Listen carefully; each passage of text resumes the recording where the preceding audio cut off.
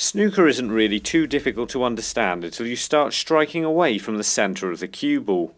But being able to play shots with sidespin effectively can really help you escape from snookers and play better positional shots. So here's everything you need to know about maximising and controlling spin, along with all the tricks you need to know to be able to aim any sidespin shot accurately. This is Break from Life. Chance at least to get back into the frame. Welcome back, and if it's your first time watching one of our videos, then it's fantastic to have you here. So what's the best way to generate spin effectively? When you're striking the cue ball in the centre, things are fairly simple. The further up the cue ball you strike, the more topspin you're going to get on it and the further it's going to run through. Striking further down will encourage the ball to stop and play a stun shot, and striking it right at the bottom will encourage the cue ball to come back, what we call a screw shot. To get more backspin on the cue ball, or in fact more of any spin, you need to do two things. To start off with a screw shot, you need to hit the white lower. The lower you hit the white, the more backspin you're going to get on it until the point where you miss cue. The second thing to remember is you need a long follow through. This will encourage the white to come back. To practice this, it's best to play a slightly offset shot rather than a straight one, so you don't actually have to get your cue out of the way. And you can use the method we explained in the video at the start of this series that's in the card right now to play any type of run through, stun or screw shot accurately. But playing a shot with sidespin isn't that simple, and there's a greater number of things to consider before you can line up a shot accurately. When you play any shot with sidespin, the cue ball's going to deflect away to the opposite side to which it was struck. But that's not all. As the cue ball slows down, it starts to spin and change direction on the cloth. And when it comes into contact with the object ball, it can change the direction of that as well. So how can you possibly control all of this? Well, it's got a lot to do with how hard you strike the cue ball. When you play a plain ball shot harder like this, the only thing that happens is the cue ball goes further. But when you start playing a shot with sidespin, a soft shot and a harder shot will go in two completely different directions and end up in two completely different places.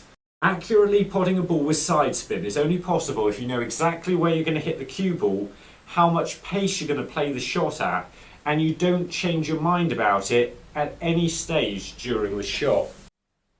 So here's all the various things that you'll need to consider to properly aim a shot with sidespin. And I'm going to be using this shot that I commonly play with sidespin to help me get on the yellow to explain all of that. So you'll need to adjust your aim to allow for the cue ball deflecting away because you're not striking it in the centre. Failing to do this will simply result in you missing the pot. Left hand side makes the cue ball deflect to the right, and right hand side makes the cue ball deflect to the left. So because we're playing this shot with left hand side, we need to allow for the cue ball to travel away from our tip at an angle. It means on this shot I need to aim to miss the black by this far in order to actually pot it. So am I actually aiming to miss the pot? Well, no, I'm still aiming to pot the ball. I'm just allowing for the cue ball to come off my tip in this direction rather than this direction. And the harder and lower you strike the cue ball, the more it's going to deflect away from your tip and the more you're going to have to allow for. Everything changes though when you play the shot slow enough for the spin to grip the cloth. It's still going to deflect to the right here, but the spin is going to bring it back further and the shot's actually going to miss to the right hand side of the pocket. Watch as the cue ball dramatically moves to the left just before striking the black here.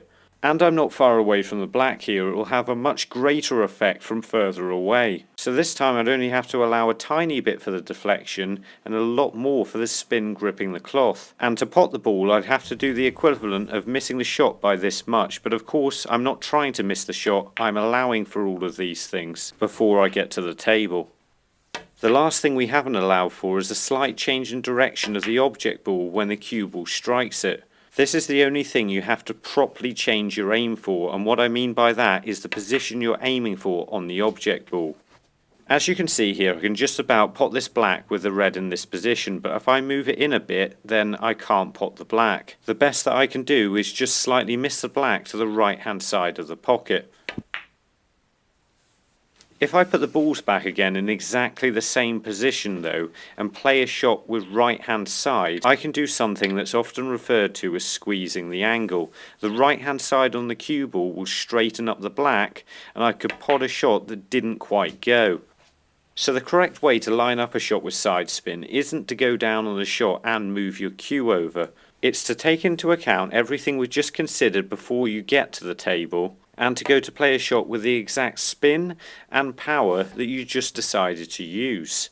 If you don't change your mind about anything on the shot, you're going to be able to pick up these shots a lot quicker and ultimately be able to play them a lot better. And this is the way to play a side spin shot. So the first thing you need to work out if you're going to play any shot with side spin is how hard you're going to play it and how much side spin you're going to put on the ball. Next thing is just to be aware of any other balls that might then be in the way, because the white's no longer going to move in a straight line. We know what shot we're going to play, we know there's nothing in the way of it, so we need to work out where we need to strike the object ball and allow for this being slightly different to normal because of the side spin we're putting on it. Now we've worked out where we want to strike the object ball, we just need to find a way to get the cue ball there. And the first thing to allow for is the deflection. The amount of deflection will differ from player to player and cue to cue, but it is something you will get used to over time. Then if we're playing it soft enough, like this shot, we need to work out how much the cue ball is going to spin back on the cloth. Now this can be very difficult to work out because it differs from table to table. So you need to be playing on the table for quite a bit before you actually play a type of shot like this. Once you know that, and only when you know that, can you walk into the shot with confidence. And we're not going to be standing in the same place as normal because we're going to be playing the shot with side spin. So our stance is going to need to be in a slightly different place. And that's for two reasons. To start off with, because we've got to allow for everything we've just worked out, so we're not going to be playing the shot in a straight line. And secondly, we're not going to be lining up the shot to the centre of the cue ball. We need to be lining up our cue straight to the side of the cue ball, and that also means we need to be standing in a slightly different place. And once you're down on the shot, you need to make sure you're striking the cue ball exactly where you want it to, and you know exactly how hard you've got to play it.